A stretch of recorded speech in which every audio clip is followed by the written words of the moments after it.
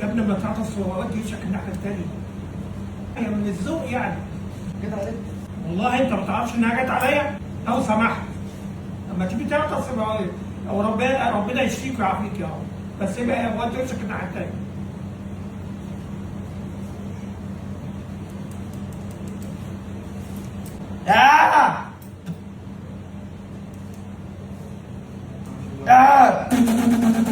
عادي انا ما قلتش حاجه، بس دي مش طريقه.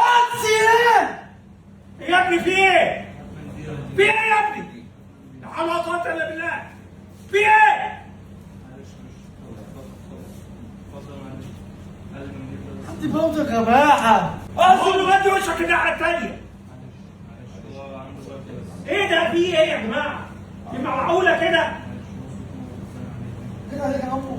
والله انت بتستفزني ولا ايه؟ ما اعرفش لما بعطس كده الهواء بيجيبها كده. قول لي ده انا غير وانا مالي وانت وشك الناحيه الثانيه. انا ناقص.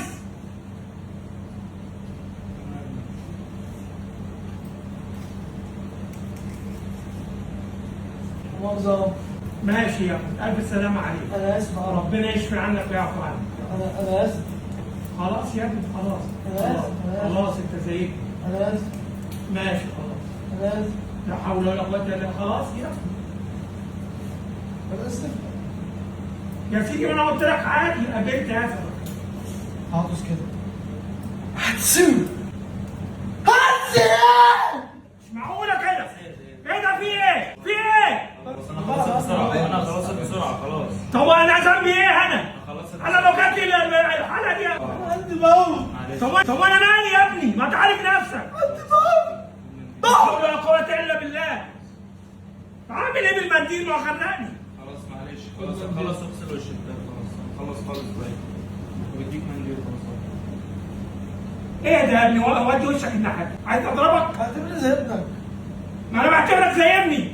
انا لو مشيت فهمك زي ابني كنت ضربتك دلوقتي. عالج نفسك يا ابني، عالج نفسك.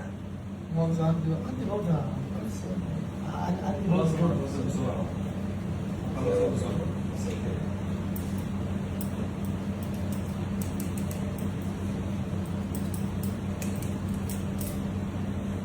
هتسوسو. هتسوسو. نبدا بقى في المسخره واللي في الادب. خلاص نخلص بسرعه. انا مش عارف ده مجنون ده ولا ايه. هتسوسو. بس يلا مريض. الاستاذ ده عامل لك سمعه وحشه يا عم. هو مش ناقصه